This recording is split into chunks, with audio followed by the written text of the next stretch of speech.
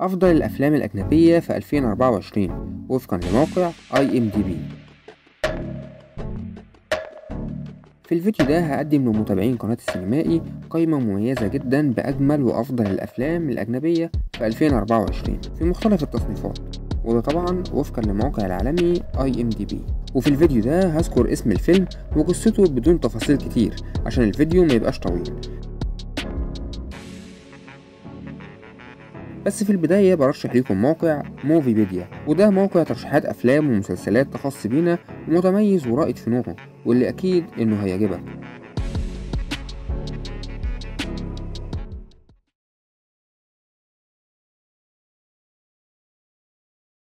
وما تنساش برضو تصلي على النبي وتدعي لإخواتنا بالنصر والثبات، لأن المحنة لسه مستمرة. ويلا بينا. الفيلم الأول معانا هو فيلم دون بارت 2، واللي تقييمه على موقع IMDb 8.5. بتدور قصته في إطار خيالي حوالين بول اللي بتحالف مع تشاني والفريمن في رحلتهم علشان يواجهوا المتآمرين اللي دمروا عيلته، وبيلاقي نفسه مضطر ياخد قرارات كبيرة قدام كارثة بتهدد البشرية كلها.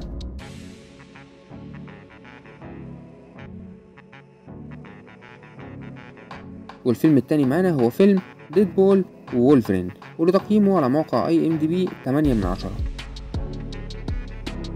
بتدور قصته في إطار كوميدي وأكشن عن تعاون ديدبول مع وولفرين، واللي بيتعافى من إصابته عشان يقدروا يهزموا عدو مشترك ما بينهم، وبتحصل ما بينهم مواقف كوميدية وأكشن ممتعة بتخلي الفيلم مليان بالحماس.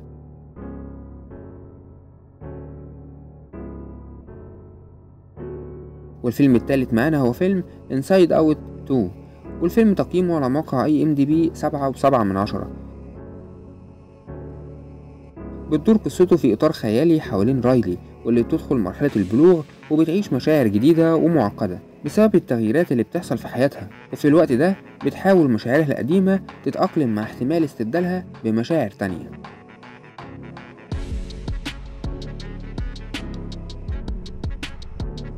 الفيلم الرابع معانا هو فيلم فريوسا ماد ماكس ساجا. الفيلم تقييمه على موقع IMDb 7.5.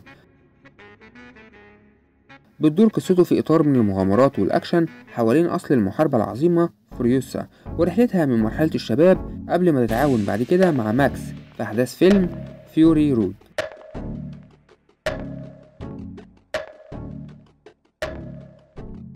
والفيلم الخامس معانا هو فيلم ألين روبلوس، والفيلم تقييمه على IMDb 7.4. بتدور قصته في إطار من الرعب والخيال العلمي عن فريق من اللصوص في الفضاء بيلاقوا نفسهم في مواجهة وحش مرعب وهم في محطة فضاء مهجورة، وده بيخلي حياتهم في خطر كبير.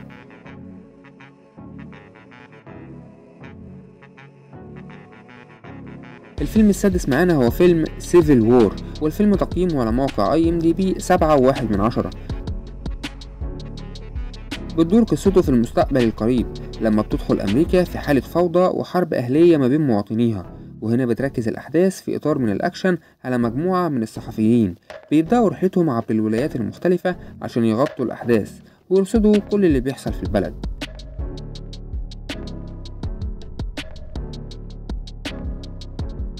أما بقى الفيلم السابع معانا هو فيلم ذا فول جاي، والفيلم تقييمه على موقع IMDb 6.9. الفيلم أحداثه بتدور حوالين ممثل بديل بيتعرض لحادث خطير، وبعدها بيبدأ رحلة بحث عن نجمة سينمائية مفقودة، وفي نفس الوقت بيحاول يحل مؤامرة خطيرة وبيستعيد حب حياته، وكل ده وهو لسه ما كملش شغله اليومي.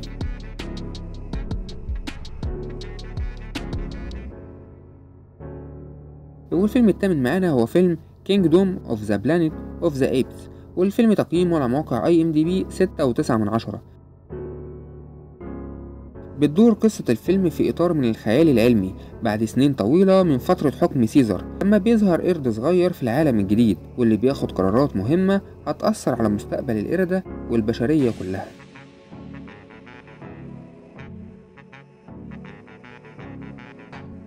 والفيلم التاسع معانا هو فيلم مانكي مان، والفيلم تقييمه على موقع IMDb 6.9. بتدور أحداث الفيلم في إطار درامي أكشن حوالين شاب مجهول الهوية بيبدأ حملة انتقامية ضد القادة الفاسدين اللي قتلوا أمه، واللي برضه بيستمروا في استغلال الفقراء والضعفاء بشكل منظم.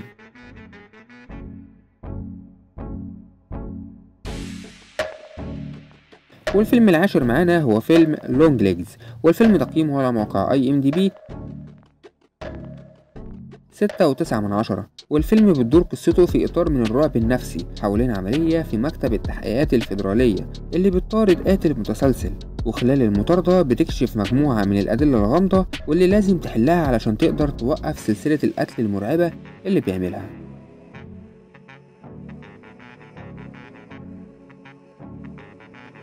والفيلم ال11 معانا هو فيلم The Ministry of Ungentlemanly Warfare، والفيلم تقييمه على موقع IMDb 6.8. بتدور قصة الفيلم في إطار حربي حوالين تجنيد الجيش البريطاني لمجموعة صغيرة من الجنود واللي عندهم مهارات عالية، وده علشان يقوموا بعمليات سرية لضرب القوات الألمانية في قلب أراضي العدو خلال فترة الحرب العالمية الثانية.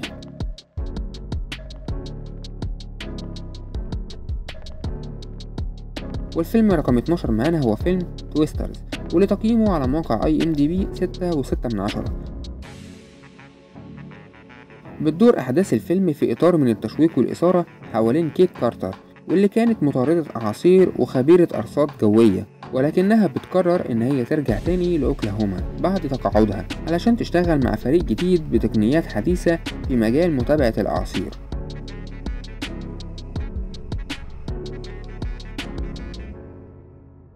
والفيلم رقم 12 معانا هو فيلم باد بوي رايد اور داي، والفيلم تقييمه على موقع IMDb 6.6.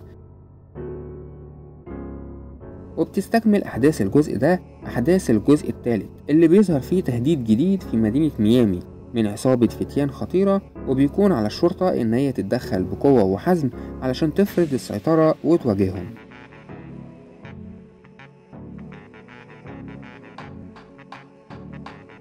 الفيلم رقم 14 معانا في القايمة هو فيلم أبيجيال، والفيلم تقييمه على موقع IMDb 6.6.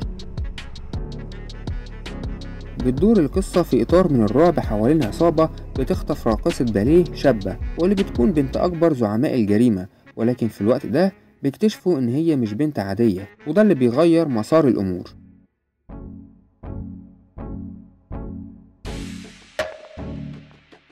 والفيلم رقم 16 معانا في القايمة هو فيلم ذا بي كيبر، والفيلم تقييمه على موقع IMDb 6.3. بتدور قصة الفيلم في إطار من التشويق والإثارة حوالين رجل بيبدأ رحلة انتقامية شخصية، لكن الأمور بتاخد منعطف وطني لما بتظهر حقيقة إن هو كان عميل في منظمة إجرامية خطيرة اسمها بي كيبرز، وده بيخليه بيواجه تحديات كبيرة.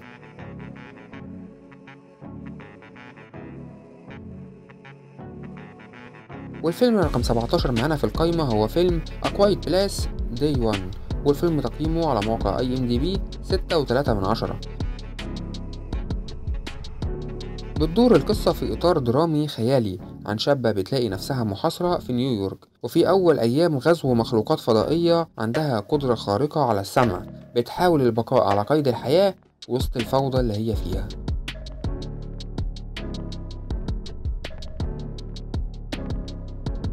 والفيلم ال18 معانا في القايمة هو فيلم كونغ فو باندا 4، والفيلم تقييمه على موقع IMDb 6.2.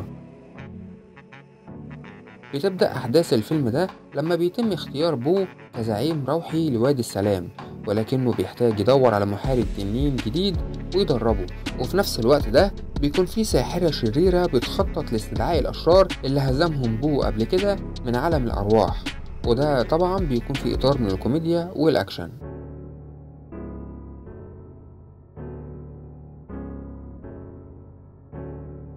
والفيلم رقم 19 معانا في القايمة هو فيلم رود هاوس، والفيلم تقييمه على موقع IMDb 6.2. بتدور القصة في إطار من الجريمة والأكشن حوالين لاعب سابق بالفنون القتالية المختلطة وبيشتغل في حانة فلوريدا بعد اعتزاله، ولكنه بيلاقي نفسه متورط في صراعات ومؤامرات كتيرة مع الوقت.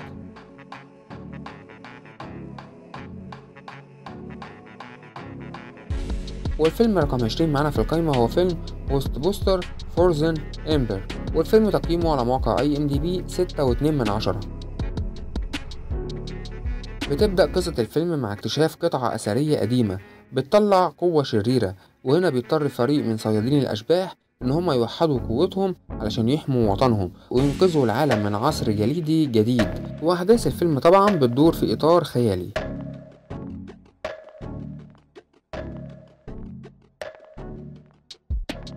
وبكده أكون وصلت لنهاية الفيديو، فلو وصلت معايا لحد هنا أحب أقول لكم ما تنسوش تشتركوا في القناة وتفعلوا الجرس علشان توصل لكم الفيديوهات الجديدة، وما تنسوش تزوروا موقعنا وتستنونا في فيديو جديد.